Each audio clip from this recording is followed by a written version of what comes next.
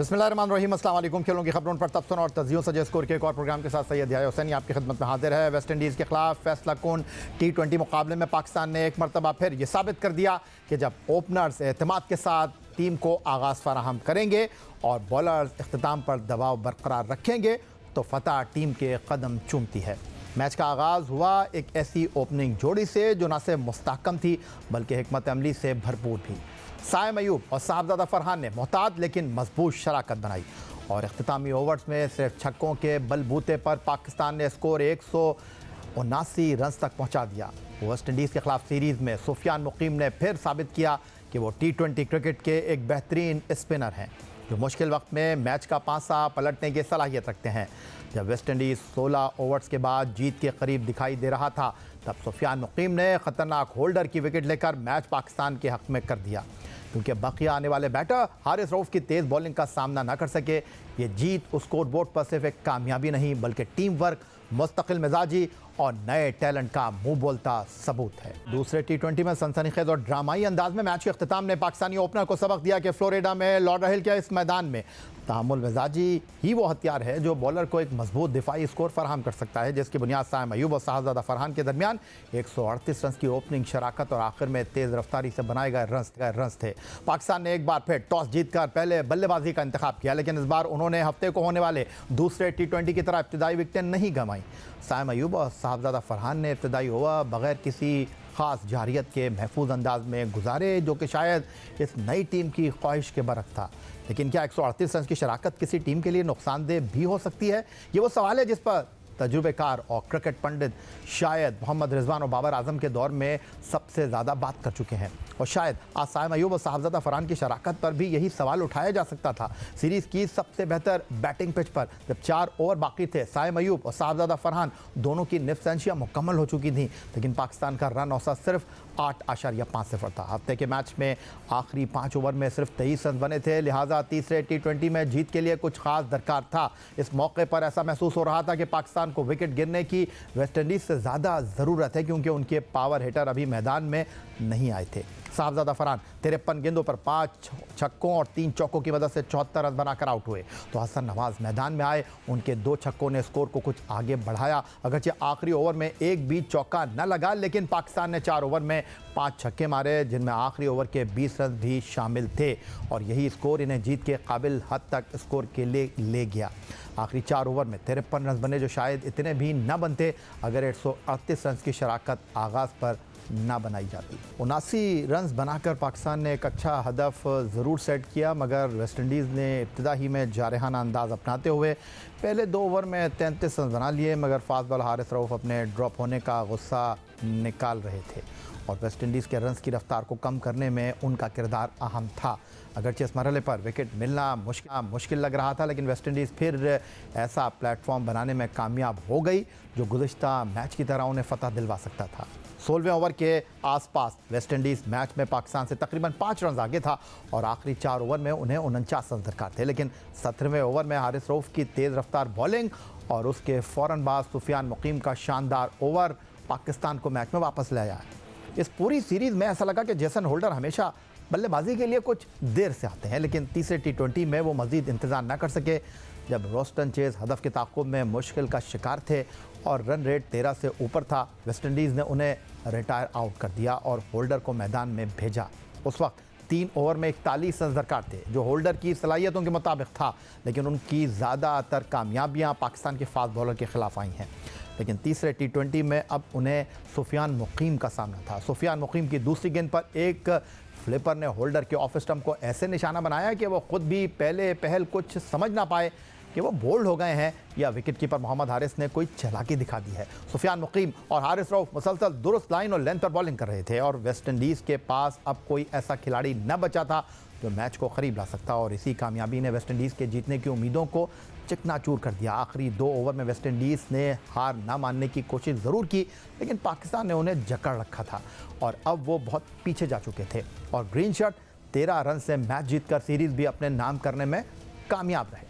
पाकिस्तान ने West Indies के खिलाफ T20 सीरीज़ 2-1 से अपने नाम कर ली और जहां साइम अयूब ने पहले और साहबजादा फरहान ने तीसरे T20 में मैच के बेहतरीन खिलाड़ी का अवार्ड जीता, वहीं मोहम्मद नवाज 3 मैचों में 7 विकेट की कारकर्दगी के साथ सीरीज़ के कामयाब खिलाड़ी करार पाए। लेकिन इस सीरीज़ में अपनी बॉलिंग के साथ खामोश किरदार बाएं हाथ के स्पिनर सुफियान मुकीम ने अदा किया। सुफियान मुकीम को जिम्बाब्वे के खिलाफ नवंबर 2024 में सीरीज़ खेलने के बाद पहली मरतबा पूरी सीरीज़ खेलने का मौका मिला, जिसमें सुफियान मुकीम ने अपना सारा हुनर दिखा दिया। वेस्ट इंडीज़ के खिलाफ 3 मुकाबलों में सबसे बेहतर सिर्फ 4.92 के इकॉनमी से बॉलिंग करने में कामयाब रहे। अगरचे वो सिर्फ 3 विकेटें हासिल करने में कामयाब रहे, लेकिन उन्होंने 12 ओवर में 59 रन दिए। पहले T20 में उनकी नपी तोली बॉलिंग ने ही वेस्ट इंडीज़ को मुश्किलात का शिकार किया, जहां उन्होंने वेस्ट इंडियन बैटर को 4 ओवर में सिर्फ 20 रन दिए। तीसरे T20 मुकाबले में भी उनकी घूमती गेंदों का वेस्ट इंडियन बल्लेबाजों के पास कोई जवाब न था। वो 4 ओवर में 20 रन देकर सबसे ख़तरनाक साबित हुए और जेसन होल्डर की विकेट भी ले उड़े। लेकिन सबसे कमाल बात यह है कि इन तीनों मुकाबलों में वेस्ट इंडियन बल्लेबाज उन्हें सिर्फ 1 छक्का और 4 चौके ही लगा सके। पाकिस्तान क्रिकेट बोर्ड ने एशिया कप और T20 ICC वर्ल्ड कप से पहले अपने बेंच स्ट्रेंथ और मुस्तकबिल के चैलेंजेस को मद्देनज़र रखते हुए ऐसी टीम तश्कील दी है जहां से बासलाहियत टैलेंट सामने नज़र आए। सीनियर परफॉर्म ना करें या इंजरी के बायस बाहर हों तो उनकी जगह बेंच पर बैठा हुआ टैलेंट अपनी सलाहियतों से इंसाफ कर सके। इस दौरान जहां कई नौजवान चेहरे उभर कर सामने आ रहे हैं, वहीं नई क़यादत भी मैदान में है। इसी तसलसल में सलमान अली आगा को क़यादत की जिम्मेदारी दी गई है, लेकिन हैरानकुन तौर पर उन पर कारकर्दगी के हवाले से बेजा तनकीद का सिलसिला शुरू हो गया है। हालांकि आदाद व शुमार एक मुख्तलिफ कहानी बयान करते हैं। सलमान अली आगा ने अब तक सिर्फ 20 T20 मुकाबलों में पाकिस्तान की नुमाइंदगी की है, जिनमें उन्होंने 380 रन स्कोर किए हैं और 3 निफ सेंचुरियाँ भी बना रखी हैं। अगर इसका तकाबुली जायज़ा लिया जाए तो साइम अयूब ने 36 मुकाबलों में इतनी ही यानी 3 निफ सेंचुरियाँ बनाई हैं, जबकि साहबजादा फरहान ने 16 मुकाबलों में 3 निफ सेंचुरियाँ स्कोर कर रखी हैं। एक और अहम पहलू जो अक्सर नज़रअंदाज हो जाता है वो ये है कि Salman Ali Agha middle order batter हैं, जबकि साइम और फरहान बतौर ओपनर खेलते हैं, जिन्हें ज़्यादा गेंदें खेलने का मौका मैसर आता है। T20 क्रिकेट में मिडल ऑर्डर बैटर को उस वक्त मौका मिलता है जब टॉप ऑर्डर जल्द आउट हो, जो अक्सर नहीं होता। अब जब टीम में मोहम्मद हारिस और हसन नवाज जैसे जारहा मिजाज खिलाड़ी भी शामिल हैं तो सलमान अली आगा को अक्सर मजीद नीचे के नंबरों पर बल्लेबाजी करनी पड़ती है, जहां ज़्यादा गेंदें मैसर नहीं आती। बॉलिंग के हवाले से भी सलमान अली आगा पर सवालात उठाए जा रहे हैं, लेकिन ये भी एक गैर मुनसिफाना तनकीद है।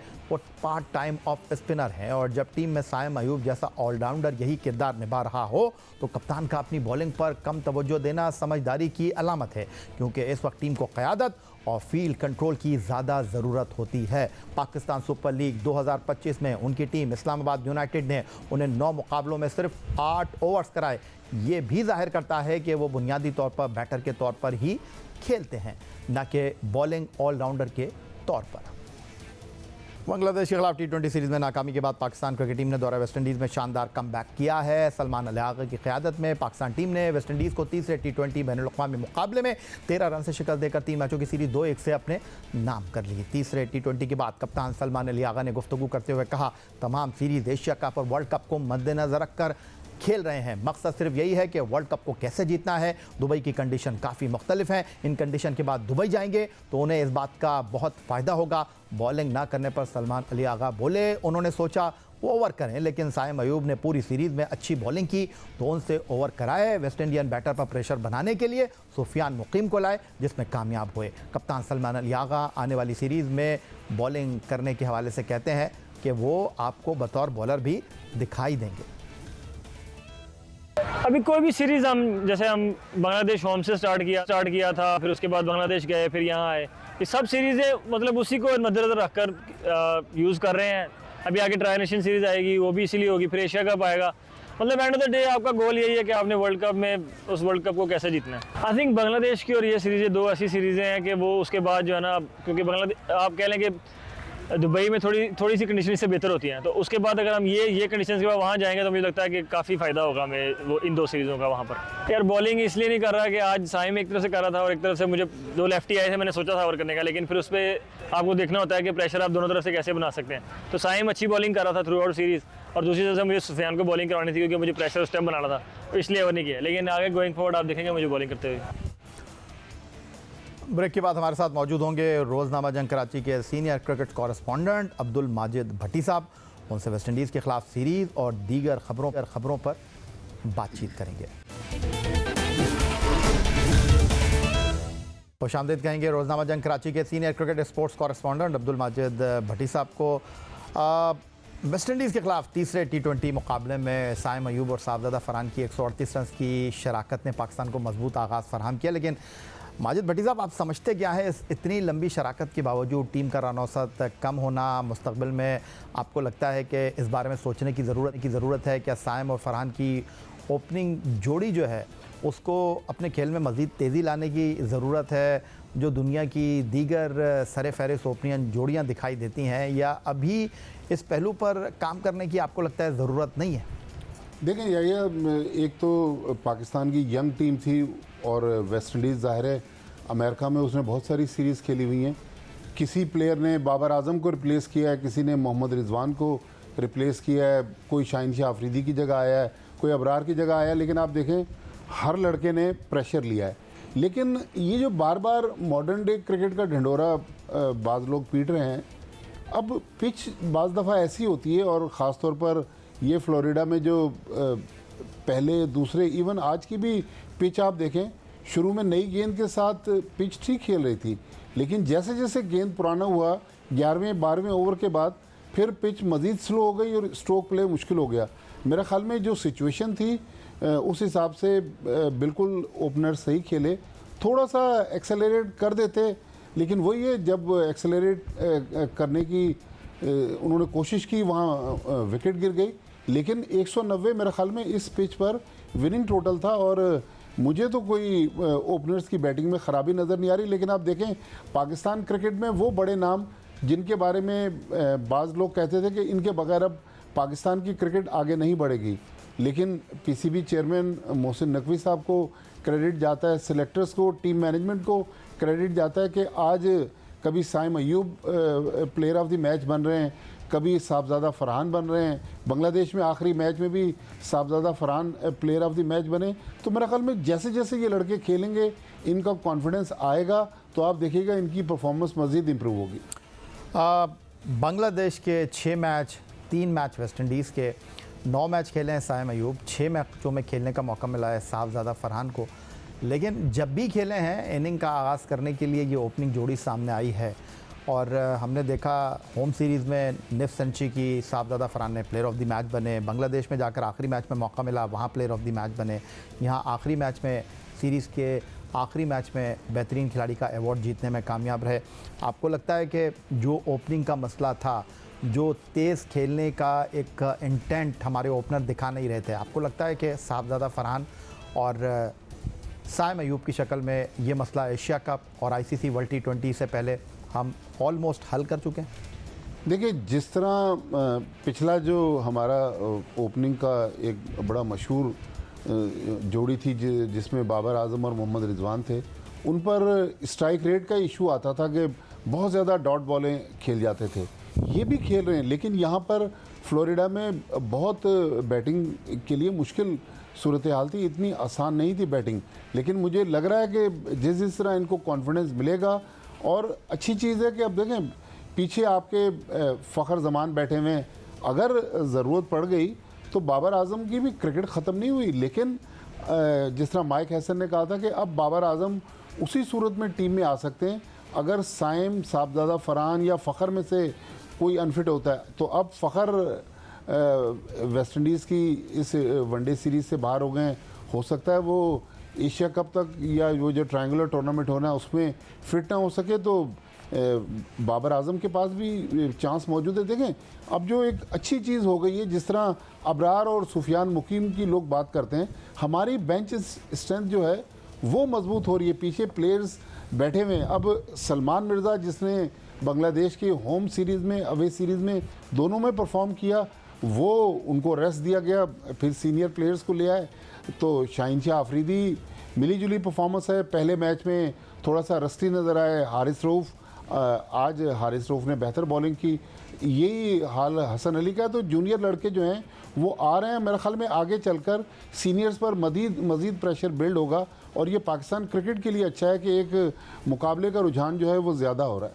अब्दुल माजिद भट्टी साहब, ओपनर्स के बाद कुछ मिडल ऑर्डर की बात कर लेते हैं। जब इतनी बड़ी ओपनिंग शराकत हो तो मिडल ऑर्डर खिलाड़ियों को मौका कम मिलता है। आपके ख्याल में क्या ये T20 फॉर्मेट की कुदरती मजबूरी है या हमारे मंसूबे में मिडल ऑर्डर को ज़्यादा मुतहरिक तरीके से शामिल करना चाहिए? सलमान अली आगा को नीचे नंबर्स पर बैटिंग करना पड़ा है, क्या ये फ़ैसला उनके टैलेंट के साथ इंसाफ कर रहा है? क्या उन्हें नंबर 4 पर या नंबर 5 पर मुस्तकिल बल्लेबाजी करनी चाहिए? दूसरी जानिब सलमान अली आगा पर जो ये तनकीद हो रही है कि वो क़यादत के दौरान इनफरादी कारकर्दगी पर निगाहें मरकूज़ नहीं करते, आपके नज़दीक ये तनकीद जायज़ है या आपको लगता है कि कब्ल अज़ वक्त है? देखें, हमारा एक क्रिकेट का कल्चर है कि अगर टीम जीत भी जाए ना तो हम उसमें से मनफी पहलू निकालने की कोशिश करते हैं। सलमान अली आगा ठीक है, अभी स्ट्रगल कर रहे हैं। हमारे जो दोस्त हैं राशिद लतीफ़ साहब तो कहते हैं कि उनकी टीम में जगह नहीं बन रही, लेकिन सलमान अली आगा के पास आप देखें ऑप्शन बहुत ज़्यादा है मिडिल ऑर्डर में। और T20 फॉर्मेट, अब जिस तरह आज 15-16 ओवर तो ओपनर खेल गए, अब रह गए 4.5 ओवर। तो 4.5 ओवर में सलमान अली आगा ने मेरे ख्याल में दानिशमंदी की कि उन्होंने हसन नवाज़ को भेज दिया, मोहम्मद नवाज़ आए, फिर फ़हीम अशरफ ने आकर एक आध छक्का मारा, 15-16 रन उन्होंने बना दिए। तो अब हमारे पास T20 में ऑलराउंडर्स इतने ज़्यादा हैं कि अब कप्तान को बहुत ज़्यादा सोचो विचार की ज़रूरत पड़ती नहीं है। हाँ, कहीं कहीं सलमान अली आगा को अपने आप को आगे भेजकर मनवाना पड़ेगा, क्योंकि हमारे यहाँ बहुत जल्दी लोग पिछली परफॉर्मेंस को भूल जाते हैं, आगे की तरफ देखते हैं। ये सरफराज अहमद केस में भी हमने देखा था कि सरफराज दूसरों को चांस देते देते उस बद से खुद ही उतार दिए गए। तो मेरा ख्याल में सलमान अली आगा को अगर ऊपर से बैट्समैन आउट हो जाते हैं, जैसा पिछले मैच में उन्होंने 38 बुरे रन नहीं किए, 38 रन उस पिच पे मैच विनिंग तो नहीं कह सकते, लेकिन एक मुनासिब टोटल 134 बुरा स्कोर नहीं था। वो तो आखिरी गेंद तक मैच चला गया। फिर शाहीन शाह अफरीदी ने जब वाइट बॉल करवाई 20वें ओवर की 5वीं गेंद पे, वहाँ से थोड़ा सा वो मैच पाकिस्तान की गिरफ्त से निकला, अदरवाइज़ तो पाकिस्तान 3-0 ये सीरीज़ जीत जाता। मेरा ख्याल में सलमान अली आगा अभी नए हैं, जिस तरह आपने बताया 20 मैच खेले हुए, थोड़ा सा उनको शक का फ़ायदा देना चाहिए। यंगस्टर्स को क्रिकेट में कॉन्फिडेंस देने की ज़रूरत थी और वो कॉन्फिडेंस अब उनको मिल रहा है। तो माजिद भट्टी साहब, जिस तरह मैंने बताया आपको कि 20 T20 पाकिस्तान के लिए खेले हैं और 18 T20 मैचों में वो पाकिस्तान टीम के कप्तान रहे हैं। एक ऐसी टीम को लीड कर रहे हैं जिसमें कई सीनियर खिलाड़ी जो हैं वो शामिल नहीं हैं। एक ऐसी टीम को वो लीड कर रहे हैं जो कि नए खिलाड़ियों पर मुश्तमिल है। वेस्ट इंडीज़ के ख़िलाफ़ तीसरे और आखिरी T20 मैच में उस वक्त वो क़यादत कर रहे थे जब टीम में अनफिट हो गए फ़खर ज़मान, और पिछले मैच की कारकर्दगी पर आपको शाहीन आफरीदी के हवाले से फ़ैसला करना पड़ा, जो कि अगर टीम में होते तो यकीनन शाहीन आफरीदी और फ़खर ज़मान प्लेइंग 11 के खिलाड़ी हैं। लेकिन ऐसे में कप्तान की सोच टीम को उठाने की होनी चाहिए या अपनी ज़ाती कारकर्दगी पर? सारी चीज़ें तो एक वक्त में नहीं हो सकती। देखिए, मेरे ख्याल में बजाय इनफरादी कारकर्दगी के टीम की जो परफॉर्मेंस है उसको देखना चाहिए। अगर सलमान अली आगा से बेहतर उस सिचुएशन में कोई प्लेयर तेज़ खेल सकता है तो उनको भेजने की ज़रूरत है, जिस तरह उन्होंने आज किया। हसन नवाज़ को ऊपर भेज दिया, मोहम्मद नवाज़ गए, फ़हीम अशरफ चले गए, हारिस को उन्होंने ऊपर भेजा। तो इस वक्त कप्तान के पास बहुत ज़्यादा ऑप्शंस हैं। पाकिस्तान 5-6 ऑलराउंडर्स के साथ खेल रहा है। मेरा ख्याल में ये भी ब्लेसिंग है पाकिस्तान क्रिकेट की कि पाकिस्तान के पास पास में ऑलराउंडर्स तो थे, लेकिन एक साथ हम उनको मौका दे नहीं रहे थे। अब ये नई टीम है, टीम बन रही है, लेकिन इसका जो असल इम्तहान आएगा जहाँ सलमान अली आगा को भी डिलीवर करना पड़ेगा, वो मेरे ख्याल में एशिया कप में जब हम बड़ी टीमों के ख़िलाफ़ लाइक इंडिया, अफ़गानिस्तान, श्रीलंका, जब इनके ख़िलाफ़ खेलेंगे तो और उनको ज़रा ज़्यादा प्रो एक्टिव रोल प्ले करना पड़ेगा।